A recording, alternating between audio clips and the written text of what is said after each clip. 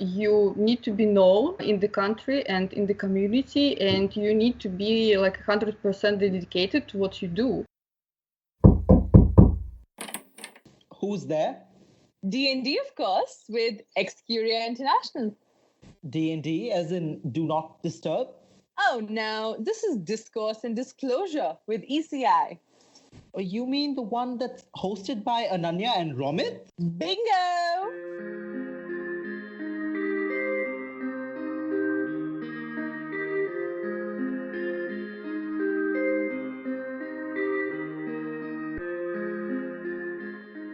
Hello everyone and welcome back to D&D. What a week it's been. We've been recording some stellar episodes for you this week, back to back, so stay tuned for what's coming up soon. And if you ever need to recap, please don't forget, all our past episodes are available on the podcast platform of your choice. Spotify, Apple Podcasts, Anchor, Pocket Casts, and even YouTube. Just tune in and give it a listen. In the meantime, of course, we've had some interesting developments. Ananya, my co-host, is heading back to campus and university.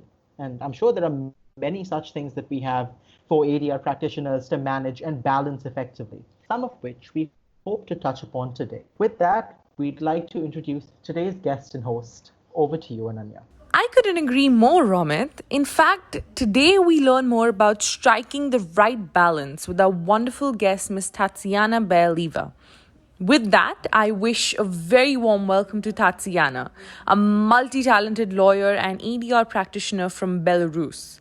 Tatiana is also a licensed psychiatrist and is currently helping resolve disputes at the grassroots level for the United Nations. With many years of experience in the legal field, she has transitioned from working in a corporate law firm to being under the contract of the World Bank, where she has been a part of resolving investor community disputes, ISDS matters, as well as grassroots matters. She has been actively expanding access to justice in many countries across the world, especially forced labor in Uzbekistan. She has now switched over as a contractor for the United Nations full-time. Come, let us ask her about what most definitely seems like an interesting career path thus far.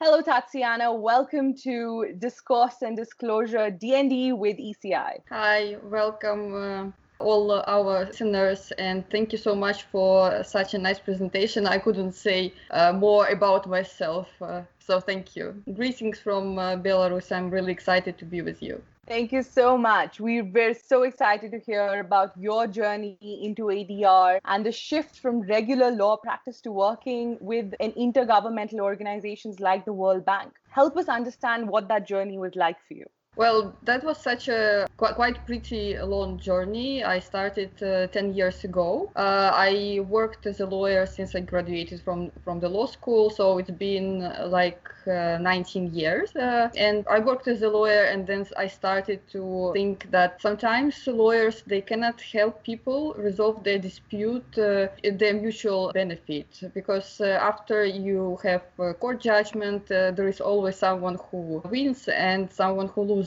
And there is no win-win. And then I started to look what could be an alternative resolution for my client. For example, if I wasn't sure that he or she is gonna win in the court or has like 100% chances to win in the court. And then I discovered alternative dispute resolution methods, and one of them mediation. So in Belarus 10 years ago, they used to confuse the word mediation and the word meditation.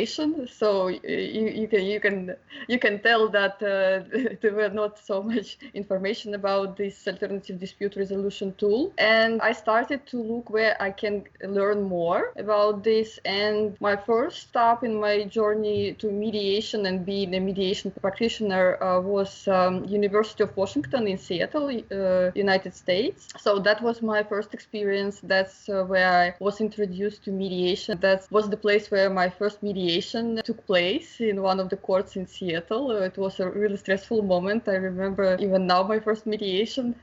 Then I also got LLM degree at Pepperdine University. Also, that's the United States university, and the LLM program in mediation was pretty well known till this time, and it's ranked number 1 in United States. So second is Harvard program on negotiation, and first one is Pepperdine. So it was quite an experience. And I stayed there for a couple of years, and I learned a lot about mediation. I mediated in courts in Los Angeles in 4 courts, and then I helped students. I supervised students who were mediating in these courts, and that actually gave me a lot of experience. And then I came back to Belarus, and we just started developing mediation, and I started to work for one of the center for dispute resolution, and I started to work with courts and trying to explain what mediation is and how they can benefit, the judges can benefit from mediation, how lawyers and parties can benefit from mediation. So it was like a long journey. I started to train judges, not only in Belarus, but also in Russian-speaking countries, and provide them knowledge about mediation. I trained lawyers, and I did a lot of pro bono work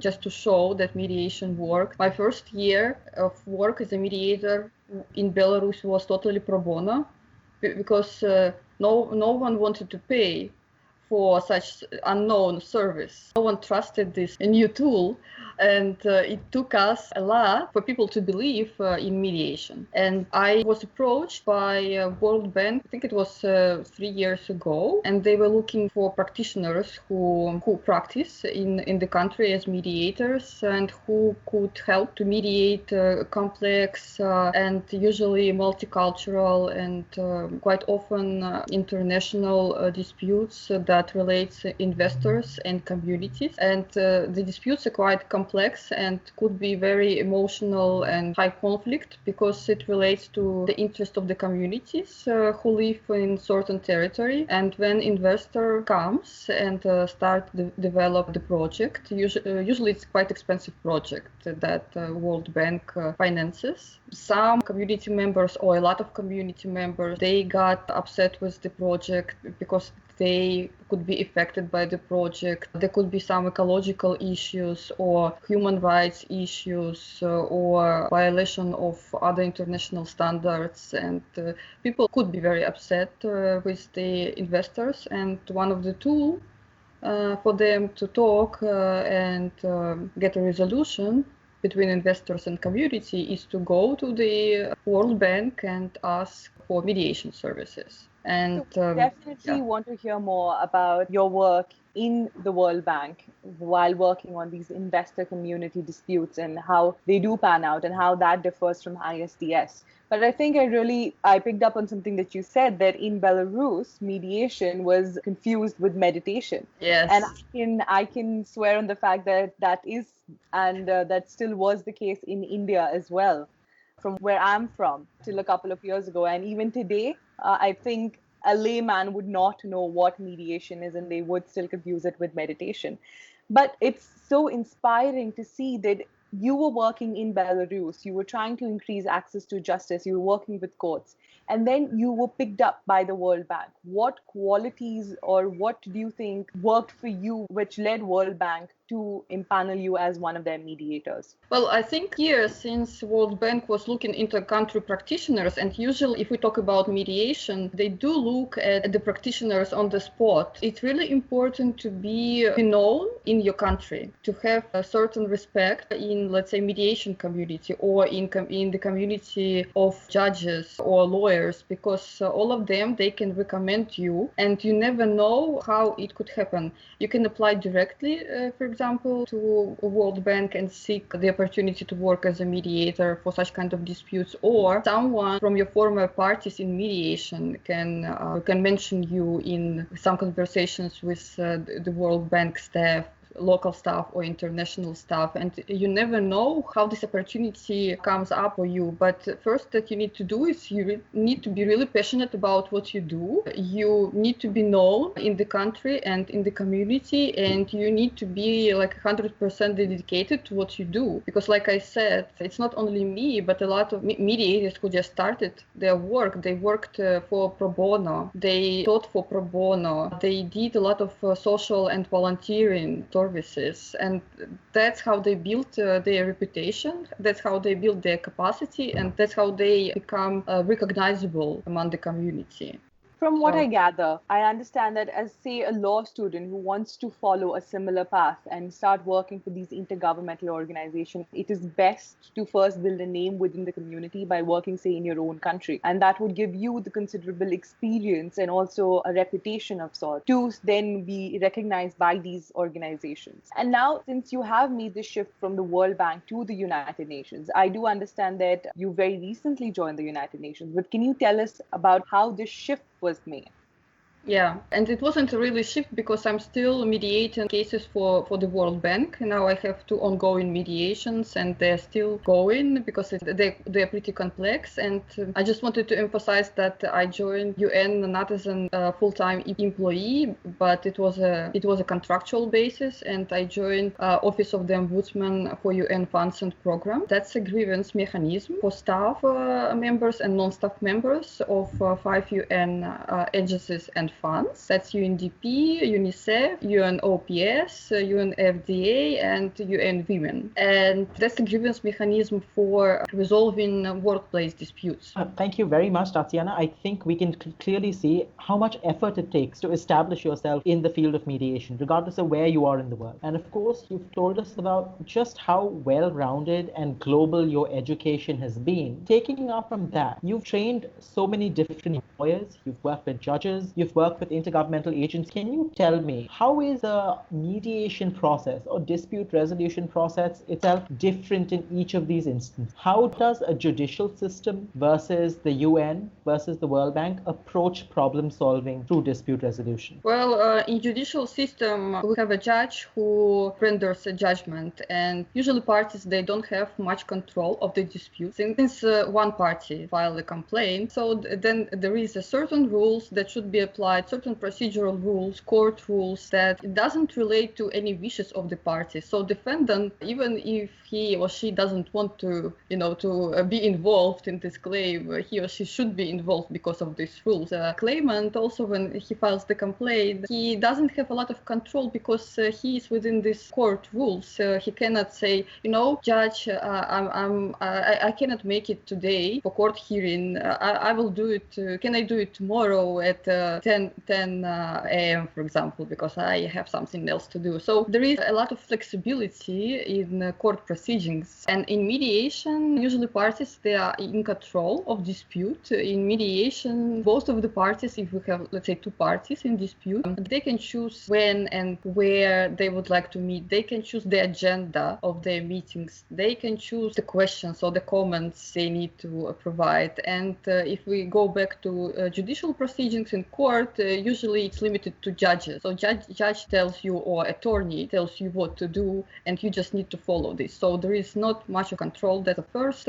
big difference from the mediation. And second one, in court, we have a judge who, like I said, just renders the judgment. And it doesn't really matter if one party or both of the parties are not happy with this judgment. Usually the judge doesn't look if these parties are happy, if they achieved what they wanted, if they're satisfied. The judge just does his or her job, and that's it. And then again, if you're not happy with the judgment as a party, you have very limited resources, appeal. And in mediation, there is no judgment. Of course. Thank you for that. So I'd like to ask you a quick question, which is, what is the most interesting case that you've mediated thus far? And what are the different kinds of cases or matters that you've worked with? Any common type of case that keeps reoccurring? Is there a theme to the nature of disputes that you've worked with? Well, apart from the World Bank mediations that I have now, that has a lot of interesting features, I can tell from my ordinary mediation practice that I mostly do commercial disputes and labor disputes. And the most common disputes among commercial disputes that's the corporate disputes, when we have two or more shareholders, when we have company or several companies or big holding, it doesn't really matter because everything is the same at the end. So we have people who are usually used to be friends when they started their business. Then the business is growing and the profit is growing and the responsibilities and functions also growing. And then suddenly, for some reason, they started to be not very happy about each other. They started to count how much money the other one got. They started to count who is the most important, who does the most important functions in the company. So usually it starts with the friendship and the desire to create a great company or like set of companies or holdings that would be well known and profitable, and then it comes to the dispute among former friends where they're trying to either close the business and just get the parts of the company, or they're just trying to figure out how to continue business, but they are not friends anymore. So that's the typical corporate disputes that happen all the time. We know that you've worked with investor community disputes with the World Bank, and you still continue to do so. Now, we've all heard of ISDS disputes,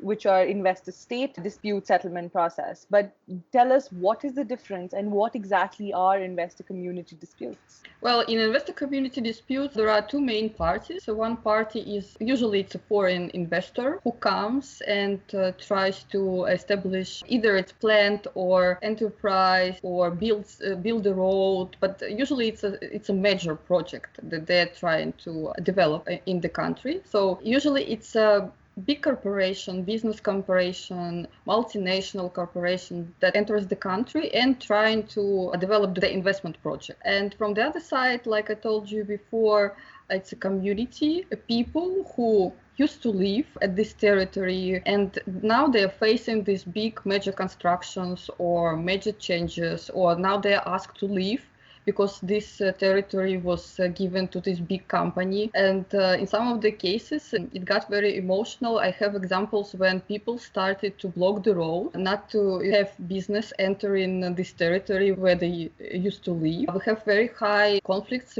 between business representatives and community representatives. So usually it's a very sensitive and quite emotional and complex cases that's going on. And there are two main parties, but since the investor enters country, it usually enters with the permission of the government, of the state. Sometimes state provides land plots for that, and that's the state's decision. So state usually, it's not a party in these disputes, but it could be closely involved because that's the provider of investor entering the country. Tell me this, how is World Bank involved in these sort of disputes? We understand that the investor may be somebody who is backed by the World Bank, but why is the community and the people who are affected by this certain investment into their living spaces, why do they refer their disputes to the World Bank? And why do they not just go to maybe say their national mediation body? You know, since the disputes are quite complex, I don't know if national mediation bodies can resolve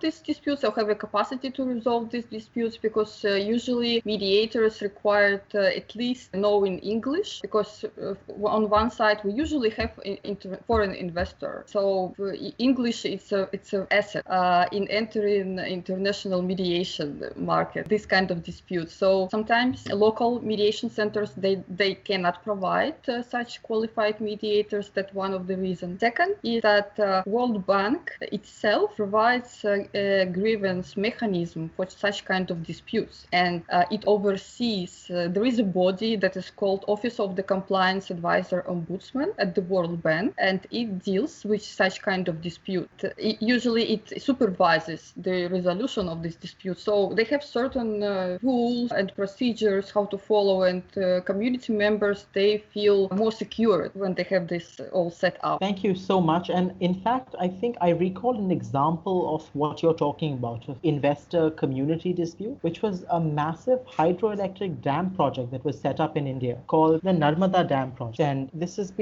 dispute, I don't think is fully resolved yet at that, but has been carrying on since the 1990s with the World Bank sending both fact-finding commissions as well as mediators to try and resolve the conflict. So the proportion of such disputes is in fact quite immense. Yes. And that's something for our listeners to keep in mind. Yes. With that, you have also spoken to us right now about national mediation mediation body and whether they have competence or not. But we certainly believe that you think they're important and they need to be there because you've been a part of helping draft the Belarusian law on mediation. Can you tell us a little more about that process and what Belarus in particular seeks to derive or gain from having such a law in the first place? Yes, I was a part of working committee on drafting the first law on mediation in Belarus. And again, I need to get back to my example with mediation and meditation and just remind all of us that was a hard time to even, to draft and trying to introduce the draft law on mediation because no one knew what mediation was, and especially state institutions like Supreme Court, like prosecutor office. Everything was so unfamiliar, so it was a real challenge even to introduce the first draft of law on mediation in the country. So, and we are still trying to amend this law, but first draft of the law on mediation was pretty much resembling the European directive on mediation, and we got a lot of provisions, of course, adapted to Belarusian reality, but they were taken from the EU directive, but because it was at that time, it was one of the most advanced laws on mediation in Europe. We've heard so much about the kind of disputes that you worked at, and I think one thing I can gather from across the board, whether it be working just within Belarus to be working on such international high conflict cases, I understand that the ADR professionals and specifically mediation professionals work in highly charged and stressful environments. So tell me more about how does one handle the mental strain of this effectively? Because ideally, a mediator is listening to both sides. They are encapsulating negativity and stressful thoughts of both parties. So how does the mediator deal with it themselves? Yes, that's a great question that usually when we start developing mediation, no one pays attention to what would happen with mediators after a couple of these high emotional disputes that he or she resolved. At that time, all attention was brought just to introducing the mediation, and mediators basically were left alone with the emotional distress, with emotional drain, sometimes with psychological trauma that could happen during mediation. So it was a known area, and until recent time, at least in Belarus and in our region, no one really paid attention to that. And what is the most important here in mediation profession and the most difficult for mediator, and that causes this emotional stress, is that all procedures are confidential. So if, let's say, you have an argument, if just in real life, you argued with your relative or with your girlfriend, boyfriend, husband, then you can go to someone, right, and just talk about that and discuss or just tell the story that you were involved in. But in mediation, since the disputes are confidential, I cannot even, let's say, talk to my husband and tell him, this party did such and such and that party did such and such, and that's why I felt such and such. So we are so limited, mediators, we are so limited in support network because of that confidentiality rule that we usually don't have anyone to talk. And that's why I got the idea of creation a therapy group or treatment group for mediators that could be conducted only for mediators, and where mediators can share in safe and confidential environment their feelings and their emotions they got from mediation. That is very interesting. And what you're telling me also sounds a lot like the mediators doing the job of a spy, because you're carrying many, many secrets you can't share with people, and you're still invisible because it's a party-led process. Considering that, tell us more about this support group that you've set up. How does it work exactly, and what do you do in it? Just to remind our audience once again that Tatiana here is a Wonder Woman. She's not just a mediator and a law practitioner, but also a certified psychologist, which is amazing within itself as well. So tell us more about this support. Yes, I think that's a really important project, and I got my certification in group therapy 2 years ago, and right away I started and I launched my first group for mediators, therapy group for mediators. I launched it with one of my colleagues. He's also a certified psychologist, and we decided to try and see how it goes. So that's the group I will try to explain you. So there is just a common therapy group or treatment group for people. So we all know such groups, and they are widely developed. And we decided to take the best elements of the therapy group and try to combine it with mediation reality, because mediators, they're involved in specific cases, and mediators, they face specific issues. So we took all the elements from the therapy groups and try to implement it in mediation environment. So we discuss mediation issues, but we focus on the therapy also. So we talked about feelings, and we talked about recognition of our own feelings, and how to deal with the feelings of the other parties in mediation, how to talk with such type of personality, how to diagnose the personality, how to diagnose the conflict. So we're trying to adjust all this therapy to mediation reality. And we just finished our third group this month, and we already have people who signed up for the fourth year. So I think it proves that the group is welcome and well needed, and mediators finally find a place, at least some of the mediators, where they can securely talk to the colleagues and get some psychological support. I think that's very important considering the unprecedented times that we're going through. It's not only mediators, of course, they're the mental health we never talk about, but also this taboo around stress, mental health, about anxiety, which isn't discussed enough. So I understand that this is a support group which you have led, and I understand that this may be a very prevalent practice in Belarus, but a lot of countries do not have the sort of support systems embedded within them. What tips in self-care measures do you think all ADR professionals should take to become more efficient, accomplished, and more relaxed, I would say? Mm-hmm. Yeah, thank you for the question.